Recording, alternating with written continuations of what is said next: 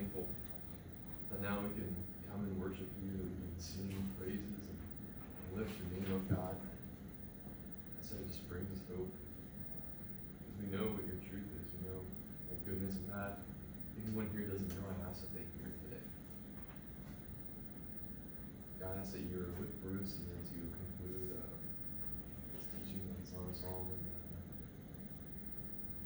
We're thankful that we have this better understanding of this book, God, that you designed, this poetry that you designed so that we can understand our place in this world and our place with others. We're here to encourage each other, that we're here to stay pure for you, God, that we're here so that we can ultimately bring you glory, God. That's what it's designed to teach.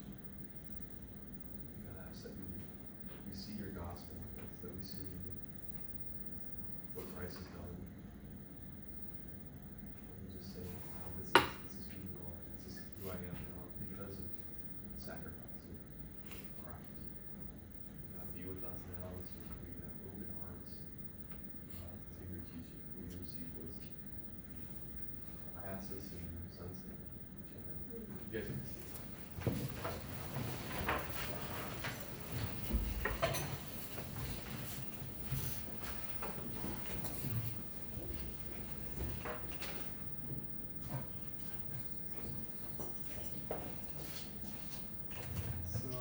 Elijah mentioned we are finishing Song of Solomon today.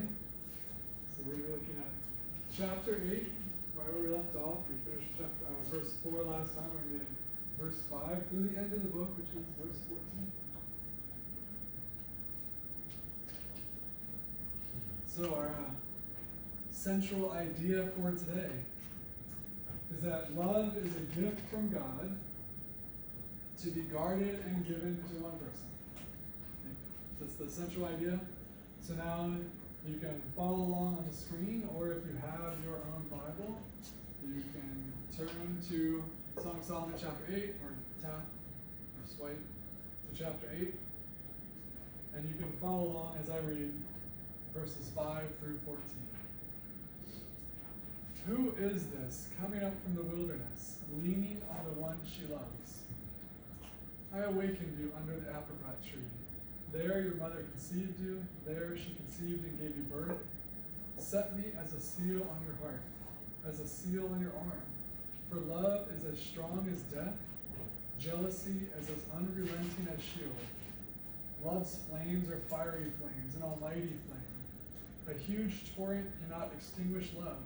Rivers cannot sweep it away. If a man were to give all his wealth for love, it would be utterly scorned. Our sister is young, she has no breasts. What will we do for our sister on the day she is spoken for? If she is a wall, we will build a silver barricade on her. If she is a door, we will enclose her with cedar planks. I am a wall, and my breasts like towers. So in his eyes I have become like one who finds peace. Solomon owned a vineyard in Bel-Hamon. He leased the vineyard to tenants. Each was to bring for his fruit 1,000 pieces of silver. I have my own vineyard. The 1,000 are for you, Solomon, but 200 for those who take care of its fruits. You who dwell in the garden's companions are listening for your voice. Let me hear you. Run away with me, my love, and be like a gazelle or a young stag on the mountains of spices. So again, our central idea, love is a gift from God to be guarded and given to one person. So, first thing there is that love is a gift from God. That's right there at the beginning in verses 6 and 7. So first, love is from God. If we look at verse 6, the second part of it, 6b, it says, love's flames are fiery flames, an almighty flame. Now that is the translation, CSB, Christian Standard Bible. If you use the ESV, it says its flashes are flashes of fire, the very flame of the Lord. Now, generally speaking, if you compare translations, it could be very little difference. All these translations are really good translations. But we're in poetry here, so there's a lot of like hidden meanings and things like that. And this is one of those things that's a little more complicated to translate. The word here for flame in Hebrew is the Hebrew word for fire or flame, but it ends with a yah at the end. And if you know a little bit of the Hebrew names for God, there's Yahweh and El and things like that. We talked about some of this before. So names that end with Yah refer to God. So there's Nehemiah, Elijah, Isaiah, Hananiah, Micah, Zephaniah. There's lots of Hebrew names that end with Yah. And that always just tells you that it's referring to God. Something, some characteristic, something about God. Okay? Names that end with L also, we've talked about before, like Daniel, Ezekiel, Joel, those names, Gabriel, those all also refer to a different name for God, L. So in this case, we have the Yah ending thrown on a word that's not a name, but it's the word for fire. So what does that mean? Well, it could mean like a powerful fire, the way the CSB has gone, or it could mean a fire from God, the way the ESV has gone. And honestly, I think in poetry there's a lot of double meanings and things. I think it's both. So I think they're both fair and fine translations. What it is saying here is that love is a powerful flame, and it is a power that comes from God. So love comes from God. And in fact, you might know the verse, 1 John 4:8 says, "The one who does not love does not know God, because God is love." Now, in context there, that is not talking about romantic love. So if you're thinking, hey, he's using that out of context. That's a fair point. It's talking about our love for each other. I mean, Christians, we love each other. We love all people. We're supposed to love our neighbor. We're supposed to love our enemies as ourselves. That's the context there. It's not about specifically romantic love. But the point is that God is love. All love comes from God. God is the definition of love. God is the standard of love. So that would also apply to romantic love. When we try to understand what it means to love someone romantically, our definition of that has to be based on love, because he is the definition of love. So we have God is love, and love comes from God. And the next little sub-point there, B, love cannot be bought. So if we look at verse 7, here's what it says. A huge torrent cannot extinguish love. Rivers cannot sweep away. If a man were to give all his wealth for love, it would be utterly scorned. So love comes from God. It's a gift from God. It's not something you can buy. There's an old Beatles song, "Can't Buy Me Love." It's an expression, an idea that every society is familiar with, because love, we understand, is something that cannot be bought. It's something that just happens. It's something that occurs in us, and it comes from God. It's not something we can buy. It's not something we can manufacture. It's a gift from God, and it cannot be bought. So love comes from God. It is a gift from God. It cannot be bought. Number 2, we have that we need to guard against sexual sin. We've talked about this a few times throughout the book. The Bible does repeat ideas, especially important ideas. So in verses 8 and 9, really, her brothers were on guard for her. So it tells us there the brothers are speaking, and it says, "Our sister is young, she has no breast. What will we do for our sister on the day she is spoken for? If she is a wall, we will build a silver barricade on her. If she is a door, we will enclose her with cedar planks." So they're saying, again, this is poetic, it's not at that moment, referring back to when she was a young child. Her family watched out for her and said, we need to watch out for our sister and protect her. And if she doesn't protect herself, we will protect her. So they're saying, we're going to build this wall around her to protect her. But then she adds that that wasn't necessary, because she was protecting herself. So if we look at verse 10, "I am a wall, and my breasts like towers. So in his eyes I have become like one who finds peace." So she's saying that she was a wall. She did protect herself. She did keep herself pure. And we've talked about that a few times throughout this. And of course, they talked about when she was young and hadn't physically matured yet. And she uses this metaphor of towers, again having a double meaning, because obviously towers would symbolize a mature woman. But in our mind, usually when we think of towers, we might think of something like a castle or something like that. But in the ancient world, towers were fortifications. So you'd have a wall around the city to protect the city, and the tower would be where the watchman would go. And if there was an invading army, the watchman on the tower would see it first and warn people. The archers, people defending the city would be in the towers. So towers were fortifications to protect a city. So when she says that her body was a tower, she's saying that it was on guard, it was protecting. She was watching out. So she was watching out for her own virtue there. And this results in the second half of verse 10, her husband prizes her faithfulness. She says, so in his eyes, I became like one who finds peace. Now, the Hebrew word there for peace is shalom. So you probably have some familiarity with that, it's fairly common. But if you don't, shalom is not just like, there's not war. But shalom is an overall sense of satisfaction and completeness and perfection and contentment. It's overall. So what she's saying is that because of who she is, because of her character, her husband found her to be peaceful, shalom. So her husband prized her faithfulness and could trust her, respect her, all the things that go along with that. So that leads to number 3. Marriage is a commitment, a committed joining of two people. Now, I skipped the very first verse, if you notice. I skipped the first because the very beginning and the very ending go together in this section. And the idea is that marriage is a committed joining of two people. So it says at the beginning, in verse 5a, who is this coming up from the wilderness, leaning on the one she loves? So she was leaning into her husband. And that verse there about who is this leaning on the one she loves echoes another verse back in chapter 3, verse 6, when we first began the whole wedding scene. If you remember, it says, who is this coming up from the wilderness, like columns of smoke, scented with myrrh and frankincense, very fragrant powder of the merchant. So in chapter 3, there's this woman coming up from the distance. It's who is this person coming up? Well, it's the woman coming up to her wedding. Well, now we have that same thought echoed. Who is this woman leaning into her husband, though, now? So now they're married, and she's leaning into her husband.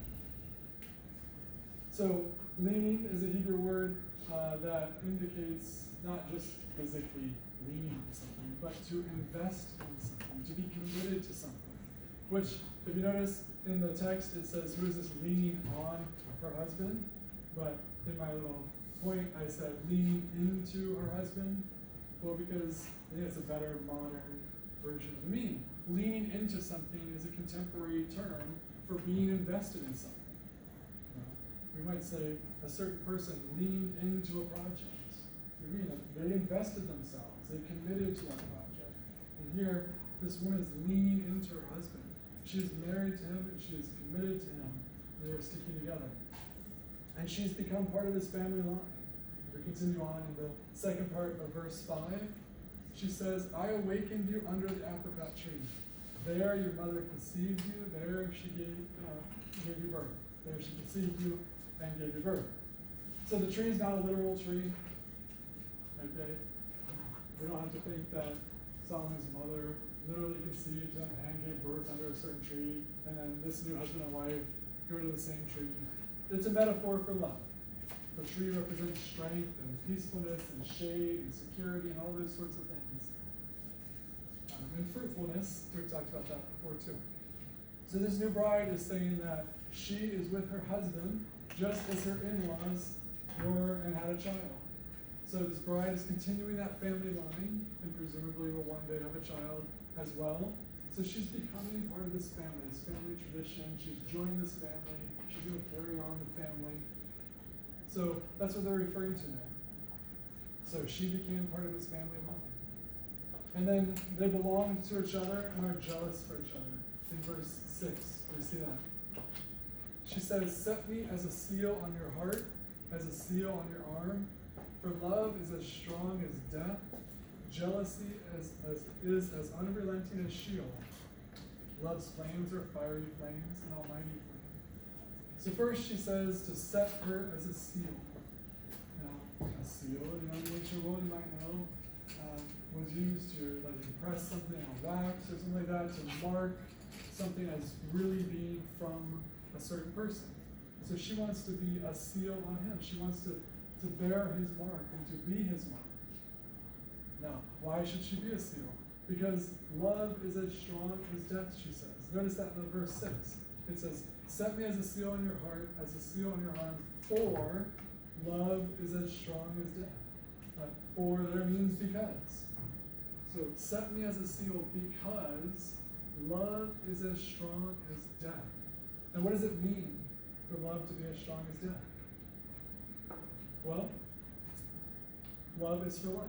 It's a permanent feature, and it goes all the way until death. It does not give up. Even our contemporary culture, where people often think about falling in and out of love, true love never really goes away.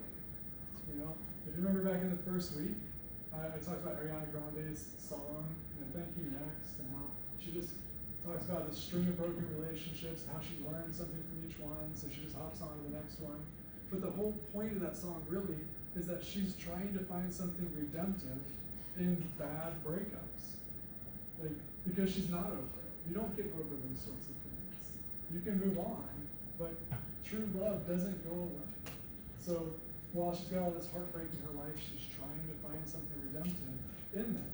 But what she needs to find is God, of course, the ultimate redeemer, and we'll get to that. But she can't simply walk away from love. That's just not how we work as people. It's not how God has made us. Love is meant to be strong, and it's meant to be lasting, and it's meant to seal us together. And that's why love leads to jealousy, but a good, godly jealousy.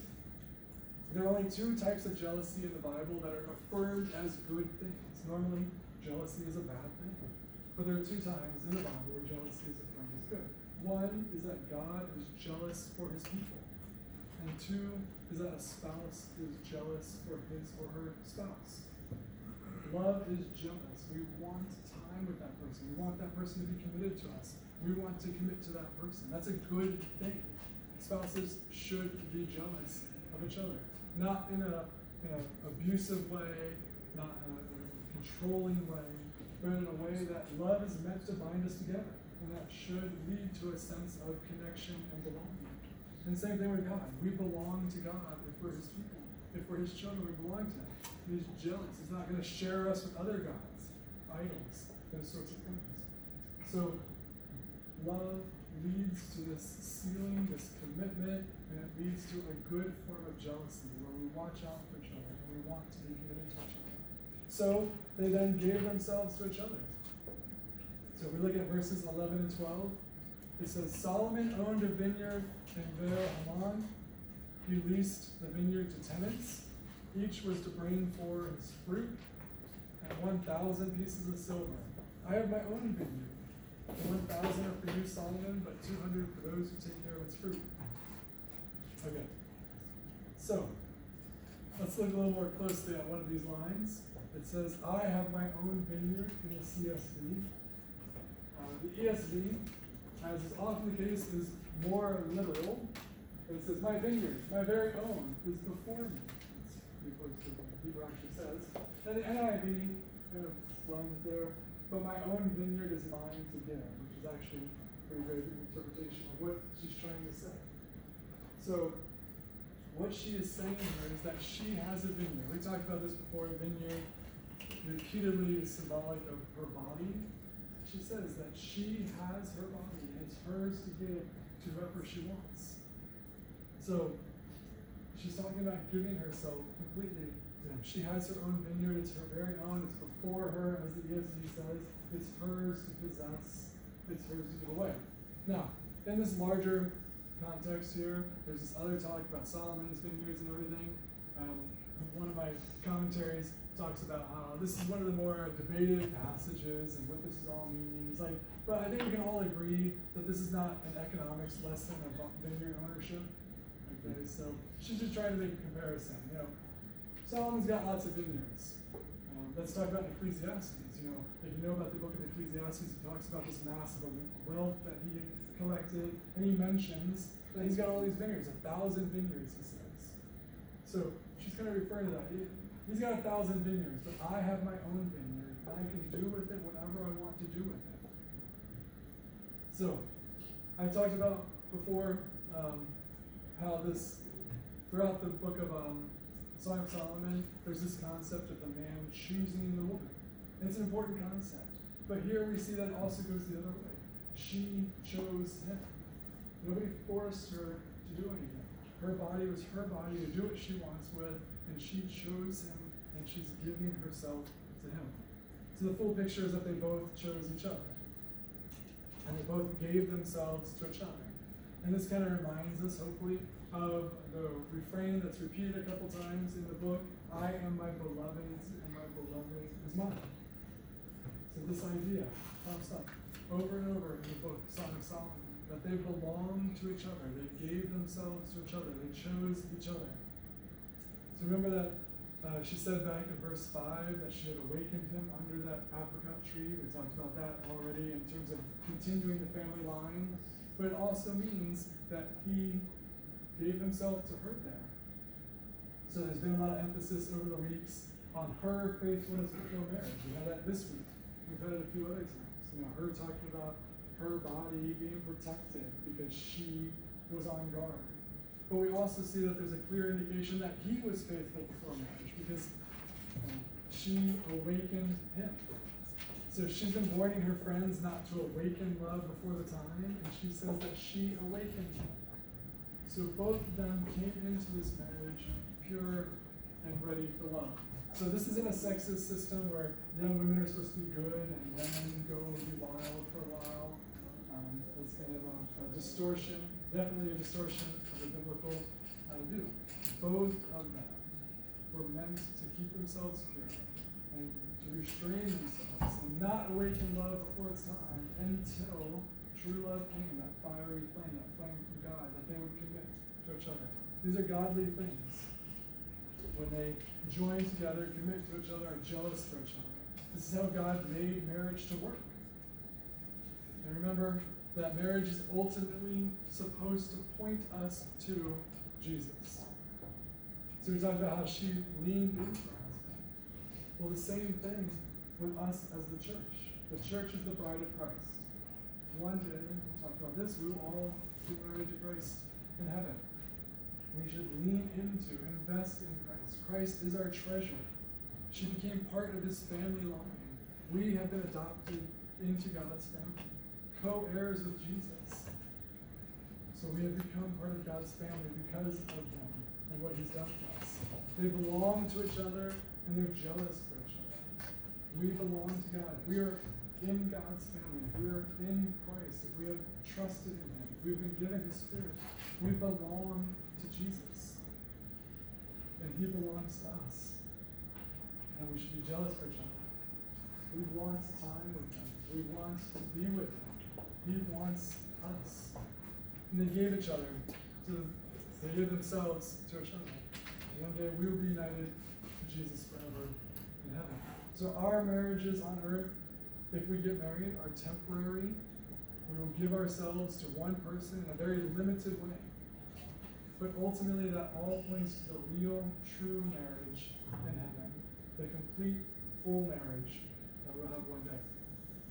And so our central idea, love is a gift from God to be guarded and given to one person. And now we go into our time of communion. So remember, we talked about most weeks, communion is one of the two ordinances of the church, two commands that Jesus gave to the church. Baptism and the Lord's Supper or communion. So baptism symbolizes our entry into the church. We are buried with Christ symbolically and raised with him into a new life and into our fellowship with each other. And then communion is an ongoing celebration and remembrance of what Jesus has done for us in a proclamation. So we remember. He said, "Do this in remembrance of me." And we proclaim. The Bible tells us that as often as we eat this bread and drink this cup, we proclaim the Lord's death until he comes. So every week we proclaim that we are looking forward to the return of Jesus. It's an expression of our relationship with him. This is my body which is for you. This cup is the new covenant in my blood. We have a relationship with him and a relationship with each other as the body of Christ. And we express that in this. And it's a time of repentance and renewal. It's a time for you to confess to God any sins that you need to confess and be renewed in your relationship with him, which makes it serious and holy. But it's also joyous because we go to Jesus knowing that he will forgive us. He acts as our intermediary. He is always there for us. He has already paid the price for us. We can trust in that and we rejoice in that. So, Sarah, would you help me? And Simka?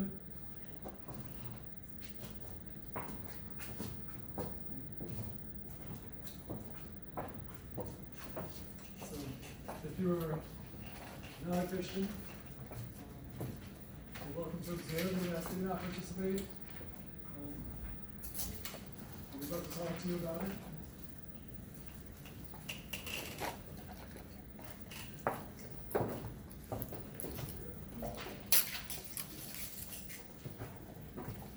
Take a moment to pray. Thank God for what he's done for us in Christ.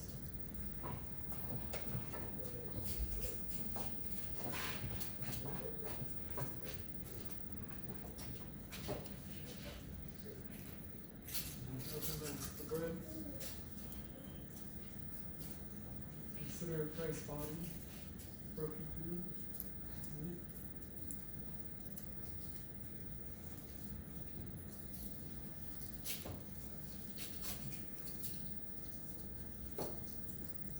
We can open the juice.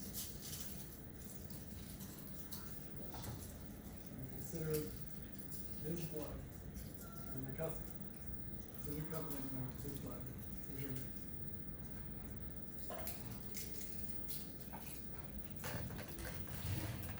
And as always, we can leave that there. We will clean that up later. Now Elijah will close us in song.